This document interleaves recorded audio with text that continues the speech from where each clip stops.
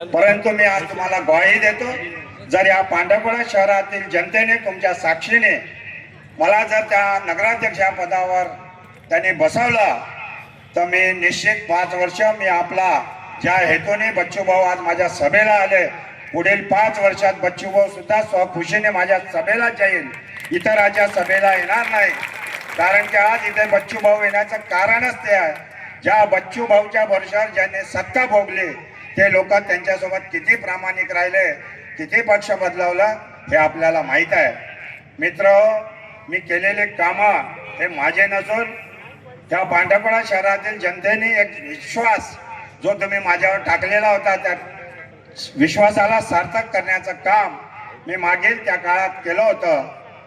S T महामंडळाजवळील road असू द्या, कृषी विभागाची जमीन घेऊन तो रस्ता, स्टेडियम ह्या मी महत्वाच्या योजना केल्या. भाऊ, महाराष्ट्रात एकमेव पांढरकवडा नगरीच अशी होती की त्या नगरीचा आम्ही हद्दवाढ केली. त्या हद्दवाढमुळेच आज त्या भागातील जास्तीत जास्त लोक, कदाचित मला एवढा विश्वास आहे की जी माझी हद्दवाढ आहे, बेतवार layout, Latare layout, Ashiana layout, श्यामनगरी 1, श्यामनगरी 2, वैभव नगरी, या सगळ्या नगरी आज माझ्या पाठीशी खंबीरपणे उभ्या आहे. आणि आपण इथं आलात, या सर्वांचा आशीर्वाद जर माझ्या पाठीशी राहिला तर मी फक्त आखाड्याच्या वर्ष निवडून आल्याशिवाय राहणार नाही असा मला विश्वास आहे. आपण या ठिकाणी आलात, मी जास्त वेळ घेणार नाही, आपल्याला बच्चूभाऊला ऐकायचं आहे. परंतु निश्चित बच्चूभाऊला एक ग्वाही देतो, या ठिकाणी इंदिरा वसाहतमध्ये सुद्धा आम्ही मोठ्या प्रमाणात घरकुलाचं बांधकाम केलं. 15 करोड रुपये आदरणीय मोगे साहेब त्यावेळेस मंत्री होते, त्यांच्या माध्यमातून आम्ही सेंट्रल गव्हर्नमेंटचा फंड आणला. परंतु आमच्या इथे उपस्थित असलेल्या त्या भागातील लोकांनी आम्हाला त्यावेळेस सहकार्य केलं नाही, त्यामुळे तो निधी वापस गेला. त्यावेळेस मी 1.5 लाख रुपयात भाऊ 80-90 घरं बांधून दिले. आज आम्ही नगर परिषदमधून 2.5 लाख रुपये त्यांना घरकुलाला देत आहोत. परंतु तरी ते घरकुल होत नाही, महागाई आपल्याला माहीत आहे.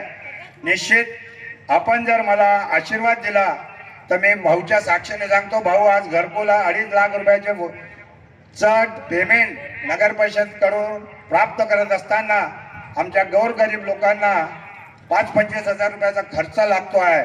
परंतु मी सर्वांच्या साक्षीने भाऊ तुम्हाला विश्वास देतो की मी जर त्या पदावर बसलो तर सर्वसामान्याला न्याय दिल्याशिवाय राहणार नाही आणि 1 रुपये कोणाला तिथे खर्च येणार नाही अशी ग्वाही देऊन परत एकदा येणाऱ्या 2 तारखेच्या निवडणुकीत प्रकाश भाऊने सांगितल्यानुसार कृपया पैशाला बळी न पडता, पैसे जर कोणी देत असेल तर बिलकुल घ्या. तुम्ही आपण काही कोणाच्या घरी पैसे मागायला जात नाही.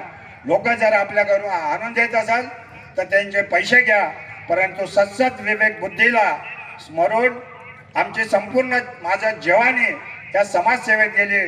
नाही तर भाऊ मी आज कदाचित फार मोठा कॉन्ट्रॅक्टर, नो लिमिटचा कॉन्ट्रॅक्टर राहिलो असतो.